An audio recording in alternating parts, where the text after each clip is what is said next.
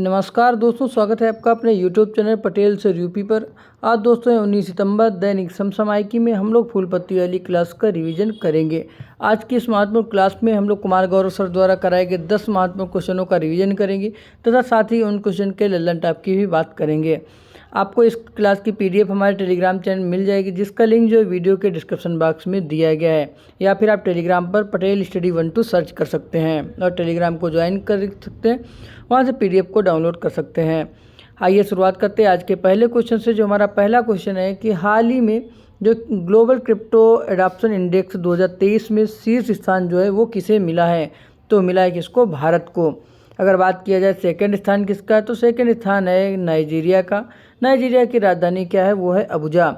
बात किया जाए कि ग्लोबल क्रिप्टो एडॉप्शन इंडेक्स की, तो इसको कौन सा संगठन जारी करता है? उसको जारी करता है चाइनालिसिस, जिसमें दोस्तों कितने देश शामिल? इसमें दोस्तों 154 देश जो हैं वो शामिल हैं।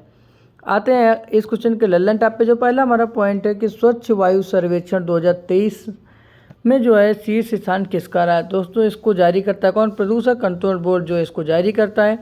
इसमें 10 लाख से अधिक आबादी वाले शहरों में इंदौर पहले नंबर पे, आगरा दूसरे नंबर पे तथा थाने जो है वो है तीसरे नंबर पे। अगर बात की जाए 3 लाख से 10 लाख तक की, तो इसमें दोस्तों अमरावती जो कहाँ पड़ता है महाराष्ट्र में, यह जो है शीर्ष स्थान पर है।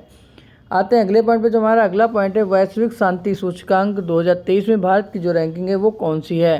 तो रैंकिंग दोस्तों कौन सी? वो है 126वीं। अगला पॉइंट है ऊर्जा संक्रमण सूचकांक में भारत की रैंक कौन सी है? तो दोस्तों रैंक है कितनी? 67 नंबर। अगला पॉइंट है ग्लोबल जेंडर गैप इंडेक्स में भारत की जो रैंक है वो कितनी है? तो दोस्तों वो रैंक है 127वीं रैंक है। इसको कौन जारी करता है? इसको दोस्तों वर्ल्ड इकोनॉमिक फोरम जो है जारी करता है।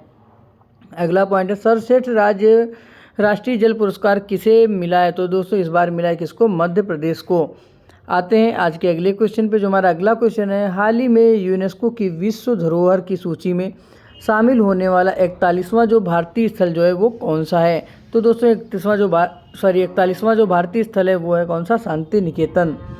शांति निकेतन की स्थापना होती है सन 1901 ईस्वी में रविन्द्रनाथ टैगोर जी के द्वारा। ये कहाँ पे पड़ता है? पश्चिम बंगाल में इसकी स्थापना होती है। शांति निकेतन जो है वो 1921 ईस्वी में विश्व भारती विश्वविद्यालय में कन्वर्ट कर दिया जाता है। अगर बात की जाए यूनेस्को की, तो यूनेस्को दोस्तों में भारत की जो है विश्व धरोहर में कितनी साइट है? वो दोस्तों 43 हैं, जिसमें 34 जो है वो सांस्कृतिक है, 7 प्राकृतिक हैं, एक जो है वो है मिश्रित। मिश्रित कौन सी? वो दोस्तों मिश्रित का नाम है कंचनजंगा। अगर बात की जाए विश्व धरोहर समिति की, जो समिति बैठक हुई है वो कहाँ पे आयोजित हुई? वो दोस्तों आयोजित हुई रियाद में। ये कहाँ पड़ता है? ये पड़ता है कहाँ पे? सऊदी अरब में। कौन से क्रम की बैठक थी ये दोस्तों? जो बैठक थी वो थी 45वें क्रम की। आते हैं अगले पॉइंट पे। अगला हमारा पॉइंट है 42वें यूनेस्को विश्व धरोहर जो है ये कौन सी है? वो दोस्तों है होयसल मंदिर, जो कहाँ है? ये पड़ती कर्नाटक में। अगला पॉइंट है पश्चिम बंगाल में जो विश्व धरोहर कौन कौन सी हैं? तो दोस्तों पश्चिम बंगाल में पहली है सुंदरवन, दूसरी है दार्जिलिंग माउंटेन और तीसरी जो है वो है कौन? शांति निकेतन। अगर बात की जाए अमूर्त धरोहर की, दोस्तों अमूर्त धरोहर में दुर्गा पूजा शामिल है। आते हैं अगले पॉइंट पर। अगला पॉइंट हमारा 40वीं विश्व धरोहर कौन सी है? तो दोस्तों 40वें जो है वो कौन सी? वो है धौलावीरा, जिसको कब शामिल किया गया था? जिसको सन 2021 में शामिल किया गया है। आते हैं अगले पॉइंट पर। अगला हमारा पॉइंट है 39वीं जो विश्व धरोहर है वो कौन सी है? तो दोस्तों 39वीं विश्व धरोहर है रामप्पा मंदिर। ये कहाँ पड़ता है? पड़ता है कहाँ पे? तेलंगाना में। आते हैं आज के अगले क्वेश्चन पे। जो हमारा अगला क्वेश्चन है प्रतिवर्ष जो है बांस दिवस, विश्व बांस दिवस कब मनाया जाता है? तो ये मनाया जाता है कब? 18 सितंबर को। दोस्तों बांस जो होता है ये सबसे तेज़ी से बढ़ने वाली घास है। अगर बात किया जाए विश्व बांस संगठन की, तो इसकी स्थापना होती सन 2005 में। कहाँ पे होती है? ये होती है एंटबर्ग में। ये कहाँ पड़ता है? पड़ता है बेल्जियम में। आते हैं इस क्वेश्चन के लल्लन टॉप पे। जो हमारा पहला पॉइंट है कि विश्व ओजोन दिवस कब मनाया जाता है? तो विश्व ओजोन दिवस जो मनाया जाता है मनाया जाता है कब? 16 सितंबर को। आते हैं अगले पॉइंट पे। अगला पॉइंट है जल दिवस। जल दिवस कब मनाया जाता है? जल दिवस दोस्तों मनाया जाता है 22 मार्च को। अगला पॉइंट है पृथ्वी दिवस। पृथ्वी दिवस मनाया जाता है 22 अप्रैल को। अगला पॉइंट है विश्व जैव विविधता जो दिवस है वो कब मनाया जाता है? तो यह मनाया जाता है कब? 22 मई को। अगला पॉइंट है पर्यावरण दिवस जो कब मनाया जाता है? यह मनाया जाता है कब? 5 जून को।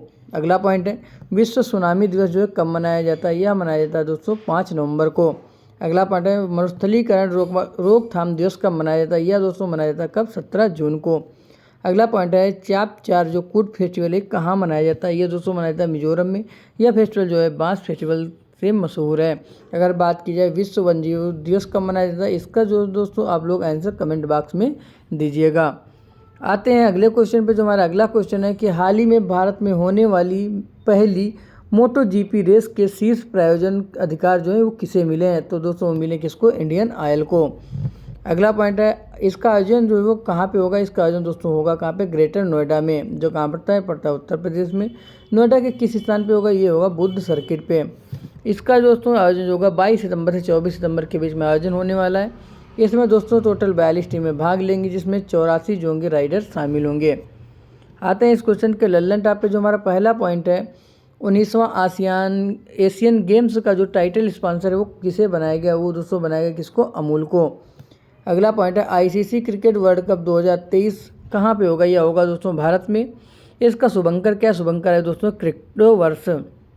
अगर बात की जाए ब्रांड एम्बेसडर की, तो दोस्तों शाहरुख खान जी जो हैं इसके ब्रांड एम्बेसडर हैं। अगला पॉइंट है 12वीं जो महारत्न कंपनी वो कौन सी है, तो दोस्तों 12वीं महारत्न कंपनी है आरईसी यानी कि रूरल इलेक्ट्रिफिकेशन कॉरपोरेशन। अगला पॉइंट है ग्लोबल बायोफ्यूल अलायंस जो है ये क्या है, या दोस्तों इसका निर्माण भारत ने किया है, जिसमें दोस्तों पेट्रोल में 20% एथेनॉल मिलाने की बात कही गई है। अगला पॉइंट है पहली भारतीय एयरलाइन जो सस्टेनेबल एविएशन फ्यूल से उड़ान भरी थी उसका क्या नाम है, उसका नाम है दोस्तों क्या, विस्तारा एयरलाइंस। आते हैं आज के अगले क्वेश्चन पे। जो हमारा अगला क्वेश्चन है हाल ही में वित्तीय समावेशन सेवाओं को बढ़ाने के लिए आईबी साथी पहल किसने लॉन्च की, तो दोस्तों ये लॉन्च की किसने, इंडियन बैंक ने। इंडियन बैंक की स्थापना होती है 1907 ईस्वी में। इसका हेडक्वार्टर कहाँ पे, इसका हेडक्वार्टर है कहाँ पे, चेन्नई में। आते हैं इस क्वेश्चन के लल्लन टॉप पे। पहला पॉइंट है आरबीआई। आरबीआई की स्थापना जो होती है वो यंग हिल्टन आयोग की सिफारिश से इसकी स्थापना होती है। कब होती है, 1 अप्रैल 1935 में। अगर बात की जाए इसका कौन सा अधिनियम है, अधिनियम दोस्तों 1934 का अधिनियम है। इसका राष्ट्रीयकरण कब होता है, इसका राष्ट्रीयकरण होता है 1 जनवरी 1949 को। आते हैं अगले पॉइंट पर। अगला पॉइंट हमारा है कि देश का पहला ट्रांजिट कार्ड किस बैंक ने लॉन्च किया, तो दोस्तों लॉन्च किया किसने, एसबीआई ने। अगला पॉइंट है कि 24/7 वीडियो बैंकिंग सेवा प्रारंभ करने वाला बैंक कौन सा है, वो दोस्तों बैंक का कौन सा है, वो है एयू स्मॉल बैंक। अगला पॉइंट है कि भारत का पहला इको फ्रेंडली डेबिट कार्ड किसने लॉन्च किया, तो दोस्तों लॉन्च किया एयरटेल पेमेंट बैंक ने। आते हैं आज के अगले क्वेश्चन पे। जो हमारा अगला क्वेश्चन है कि हाल ही में कॉन्टैक्टलेस पेमेंट वियरेबल जो है रिंग ओटीजी किसने लॉन्च किया, दोस्तों लॉन्च किया एनपीसीआई ने यानी कि national payment corporation of India. इसकी स्थापना होती है 1907 के अधिनियम से। इसका मुख्यालय जो है कहाँ पे, वो है मुंबई में। आते हैं इस क्वेश्चन के लल्लन टॉप पे। पहला पॉइंट है कि भारत का पहला यूपीआई एटीएम किसने लॉन्च किया, दोस्तों लॉन्च किया हिताची पेमेंट सर्विस ने। अगला पॉइंट है यूपीआई का फुल फॉर्म क्या होता है, यूपीआई का जो फुल फॉर्म है यूनिफाइड पेमेंट इंटरफेस जो है इसका फुल फॉर्म है। अगला पॉइंट है वृक्ष तने की वलय के आधार पर उम्र ज्ञात करना क्या कहलाता है, वो दोस्तों कहलाता है डेंड्रोक्रोनोलॉजी। अगला पॉइंट है ओलंपिक के लोगों में जो है दोस्तों कितने रिंग होते हैं, दोस्तों इसमें रिंग होते हैं 5 तथा ये किसको प्रेजेंट करते हैं, ये 6 महाद्वीप को प्रेजेंट करते हैं, क्योंकि इसमें दोस्तों उत्तरी अमेरिका और दक्षिणी अमेरिका को एक ही में प्रेजेंट किया गया, इसलिए इसमें रिंग की संख्या 5 है। आते हैं आज के अगले क्वेश्चन पे। जो हमारा अगला क्वेश्चन है हाल ही में किस आईआईटी के शोधकर्ताओं ने चाय फैक्ट्री के कचरे को फर्मा उत्पादों में बदला है, तो दोस्तों आईआईटी कौन सी, वो आईआईटी है आईआईटी गुवाहाटी। आते हैं इस क्वेश्चन के लल्लन टॉप पे। पहला पॉइंट हमारा है कि प्रोजेक्ट काटरू किसने चलाया था, वो दोस्तों चलाया था किसने, आईआईटी मद्रास ने। किस लिए चलाया गया, दोस्तों वायु प्रदूषण की जाँच के लिए इसको चलाया गया है। अगला पॉइंट है भारत के बाहर पहला आईआईटी कहाँ पे स्थापित हुआ, वो दोस्तों स्थापित हुआ कहाँ पे, जंजीबार में। ये कहाँ पड़ता है, पड़ता है तंजानिया में। अगर बात करें इसके प्रमुख कौन है, इसके प्रमुख दोस्तों हैं वो कौन, प्रीति अगलायन जी हैं। आते हैं अगले पॉइंट पर। अगला पॉइंट है एनआईआरएफ 2023 में शीर्ष स्थान किसे मिला है, तो दोस्तों मिला है किसे, आईआईटी मद्रास को। अगला पॉइंट है कि परम कामरूप, दोस्तों कामरूप जो था वो असम का पुराना नाम था। परम कामरूप जो है ये एक सुपर कंप्यूटर है जिसे आईआईटी गुवाहाटी में स्थापित किया गया है। आते हैं आज के अगले क्वेश्चन पे। जो हमारा अगला क्वेश्चन है कि हाल ही में स्पेनिश लीग ला लीगा ने कहाँ फुटबॉल अकादमी स्थापित करने का समझौता किया है, दोस्तों यह अकादमी स्थापित हुई कहाँ पे, पश्चिम बंगाल में। आते हैं इस क्वेश्चन के लल्लन टॉप पे। पहला पॉइंट है दूरन कप जो है ये फुटबॉल से संबंधित है। इसको जो विजेता है वो है मोहन बागान तथा उपविजेता है कौन, वो है ईस्ट बंगाल। अगला पॉइंट है संतोष ट्रॉफी यह भी फुटबॉल से संबंधित है, इसका विजेता जो है कर्नाटक है। अगला पॉइंट है फीफा महिला वर्ल्ड कप 2023 का आयोजन कहाँ पे हुआ? दोस्तों होस्ट कंट्री की अगर बात की है तो ऑस्ट्रेलिया और न्यूजीलैंड की होस्ट कंट्री थी। इसमें स्पेन जो है जीता है, किसको हराया? इसने इंग्लैंड को हराया है। अगला पॉइंट है इंटर कॉन्टिनेंटल कप जो है ये कहाँ किससे संबंधित है? दोस्तों संबंधित फुटबॉल से। इसका विजेता टीम जो है वो है भारत और उपविजेता कौन है? वो दोस्तों है लेबनान। आते हैं आज के अगले क्वेश्चन पे। जो हमारा अगला क्वेश्चन है, हाल ही में चर्चा में रही गिफ्ट डीड योजना का संबंध किससे है? तो दोस्तों गिफ्ट डीड योजना का संबंध जो है वो है उत्तर प्रदेश राज्य से। इसमें दोस्तों संपत्ति का जो बंटवारा होता है या दान देने के समय जो पारिवारिक विवाद को है कम करना। गिफ्ट डीड योजना मतलब क्या होता है? यह दोस्तों होता है विशेष उपहार विलेख योजना। क्या होता है? विशेष उपहार विलेख योजना। आते हैं क्वेश्चन के लल्लन टाइप पे। पहला पॉइंट है कि भारत की पहली जो है पाठ टैक्सी कहाँ शुरुआत होती है? इसकी शुरुआत होती है नोएडा में। नोएडा कहाँ पड़ता है? पड़ता है उत्तर प्रदेश में। अगला पॉइंट है सरकारी वाहन को इलेक्ट्रिक व्हीकल में परिवर्तित करने का जो टारगेट है उत्तर प्रदेश ने कब तक रखा है? दोस्तों रखा है कब तक? 2030 तक। अगला पॉइंट है एससीओ की जो सांस्कृतिक राजधानी वो कौन सी? दोस्तों राजधानी है वाराणसी।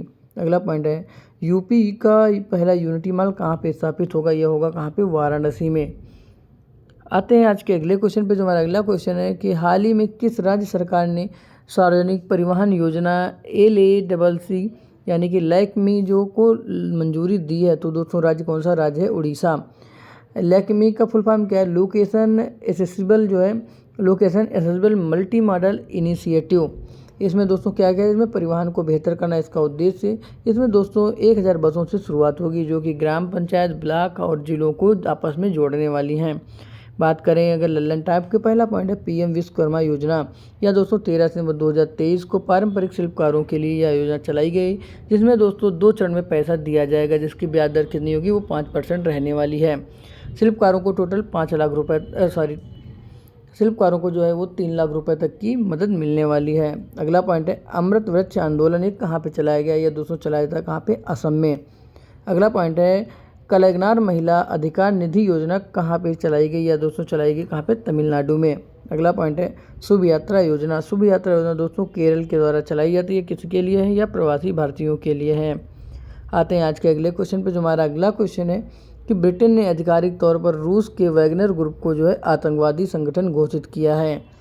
दोस्तों अगर क्वेश्चन पूछा जाता है रूस के जो वैगनर ग्रुप है इसको किसने जो है आतंकवादी घोषित किया? दोस्तों आधिकारिक तौर पर घोषित किया है ब्रिटेन ने। तो दोस्तों आज को आपकी क्लास कैसी लगी? आज की क्लास आपको कैसी लगती? क्लास कमेंट करके बताइए। क्लास अगर आपको अच्छी लगती क्लास को लाइक कीजिएगा, चैनल को सब्सक्राइब कीजिएगा, तो अपने दोस्तों में शेयर कीजिएगा। आज के लिए इतना ही। बहुत बहुत धन्यवाद।